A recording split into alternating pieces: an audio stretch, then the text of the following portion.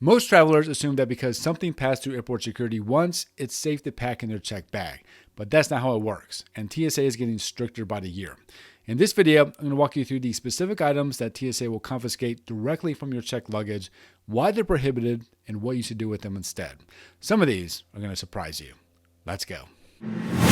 Dream vacations start here. Now, the first item on this list is one of the most commonly confiscated items from checked bags, and it catches people off guard constantly. Power banks and portable chargers cannot go in your checked luggage, and that is a Federal Aviation Administration rule, and applies to every airline, every airport, every flight. Here's why. Lithium batteries, which power banks run on, carry a risk of what's called thermal runaway, which can cause a fire if the battery is damaged or short circuits. In a cargo hold, that fire would be extremely difficult for the crew to detect and respond to in time. So the FAA requires all lithium battery-powered devices that are not installed inside a product to travel in the cabin where they can be monitored. The rule is straightforward. Your power bank goes in your carry-on bag, not your checked bag. And if the TSA finds one in your checked luggage during screening, they will remove it, and depending on the situation, you may not get it back before your flight departs. So make sure that it goes in your carry-on before you leave home. Item 2 is closely related, and this is where a lot of travelers get tripped up. Spare lithium batteries of any kind cannot go in your checked bag. This includes spare camera batteries, spare laptop batteries, extra batteries for headphones, battery packs for camera equipment, any lithium battery that is not currently installed inside a device. Now, if a battery is inside your camera, inside your laptop, inside your device, that is generally fine in checked luggage. But the moment that battery is not installed in the product, it needs to be in your carry-on, stored in a way that prevents short-circuiting. That typically means keeping them in their original packaging or placing individual batteries in separate plastic bags. If you travel with a lot of photography or video equipment, this rule is especially important to know before you start packing. Item 3, e-cigarettes, vape pens, and electronic nicotine devices cannot be packed in your checked bag. The same lithium battery reasoning applies here. These devices carry a small built-in battery, and the FAA prohibits them in the cargo hold for that reason. Now, you can bring your vape in your carry-on bag. That is allowed, but here's what you also need to know. You absolutely cannot use it on the plane, and you cannot charge it during the flight either. It needs to stay in your bag, powered off for the duration of the flight. And if you're traveling internationally, make sure you check the laws of your destination country before you travel. Some countries have very strict rules around vaping and electronic cigarettes, and being unaware of that could create a much bigger problem than an airport confiscation. Item 4, lighters. And this one has a few layers to it, so let me be specific. Torch lighters, also called jet lighters or arc lighters, are completely prohibited on flights. That means they cannot go in your carry-on and they cannot go in your checked bag. If you have one of these, it will be confiscated, and that's the end of the story. Standard disposable lighters like a Bic follow a different rule. You're allowed to bring one in your carry-on bag or on your person. But here's the key. That same lighter cannot go in your checked bag. So if you typically toss a lighter in your luggage out of habit, that is going to get pulled out at security screening for your checked bag. Strike anywhere matches are also completely prohibited on the plane and in checked baggage. Safety matches are allowed in your carry-on in limited quantities, but they cannot go in your checked bag either. The safest approach, if you need a lighter at your destination, pack a standard disposable in your carry-on bag only, or simply pick one up when you arrive. We're about halfway through. If this has been helpful so far, go ahead and give the video a like. It helps get this information out to more travelers who need it.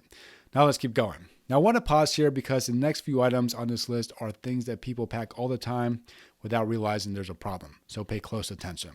Item 5, aerosol cans. Now this one is more nuanced than people realize, so let me break it down clearly. Toiletry aerosols, things like aerosol deodorant, hairspray, or sunscreen are generally allowed in checked baggage as long as they are under 18 ounces per container and your total toiletries don't exceed 70 ounces combined. But flammable aerosols, spray paint, WD-40, spray adhesive, insecticide, aerosol cooking spray, those are not allowed in checked baggage at all. They are classified as hazardous materials and are prohibited on passenger flights entirely. If you're unsure whether a specific aerosol is allowed, the TSA has a What Can I Bring search tool at tsa.gov where you can look up almost any item. I've done some of the research for you today, but that tool is one I'd recommend bookmarking for any item you're unsure about. Item 6, and this one has become increasingly common as more travel-friendly hair tools have come into the market. Cordless hair tools that run on a built-in lithium battery. Devices like the Dyson Airwrap, cordless hair straighteners, or cordless curling irons follow the same battery rule. They cannot go in your checked bag. Now with a device like this, you need to check whether the battery is removable. If it is, remove the battery, pack it in your carry-on separately, and the device can travel and check luggage. If the battery is not removable, meaning it is built directly into the device, the entire tool must travel in your carry-on bag. For a lot of travelers, this means reconsidering how you pack your hair tools before you leave. It is worth checking your device before travel day so you're not making that decision at the check-in counter. Item 7. Smart luggage with a built-in lithium battery that cannot be removed. Smart luggage refers to suitcases that come with built-in features like USB charging ports, GPS tracking, or digital locks that are powered by a built-in battery. Most major airlines, including American, Delta, United, and Southwest, prohibit smart luggage with a non-removable battery from being checked. The bag itself would need to travel in the cabin with you, which is usually not practical for a full-size suitcase. If you own or are planning to buy smart luggage, make sure the battery is removable before you purchase it. That way, you can take out the battery, place it in your carry-on, and check the bag normally. If you're unsure whether your current smart luggage qualifies, check your airline's specific baggage policy before travel day, because this is one of those situations where you could arrive at the check-in counter and be told your bag cannot be checked as is. And item 8, alcohol. Now, most people know you can pack alcohol in your checked bag, and that is true within certain limits, but there's a specific cutoff that a lot of travelers are not aware of. Spirits that are over 140 proof, that's 70% alcohol by volume, are completely prohibited in checked baggage and in carry-ons as well. They cannot be transported on a passenger flight at all. Alcohol that falls between 24 proof and 140 proof, so between 12% and 70% alcohol by volume, can be packed in checked luggage, but there are quantity limits. You're allowed up to 5 liters per person. It must be in its original unopened retail packaging, and it needs to be packed securely to avoid breakage. Beer and wine, which fall under 24 proof, have no specific quantity restrictions in checked bags, though your airline's weight and size limits still apply. If you're traveling home from a wine region or picking up spirits abroad, just check the proof level before you pack it and make sure it's within that 140 proof limit. Now, with all that being said, if you ever find yourself at home packing your bags and you're not sure whether a specific item is allowed in your check bag or carry-on, the fastest way to get an answer is to go to tsa.gov and use the What Can I Bring tool. You can type in virtually any item and it'll tell you exactly where it can and cannot go. You can also reach out to the TSA directly on their social channels. I have messaged them on a number of occasions and they do reply back to you fairly quickly with a clear answer.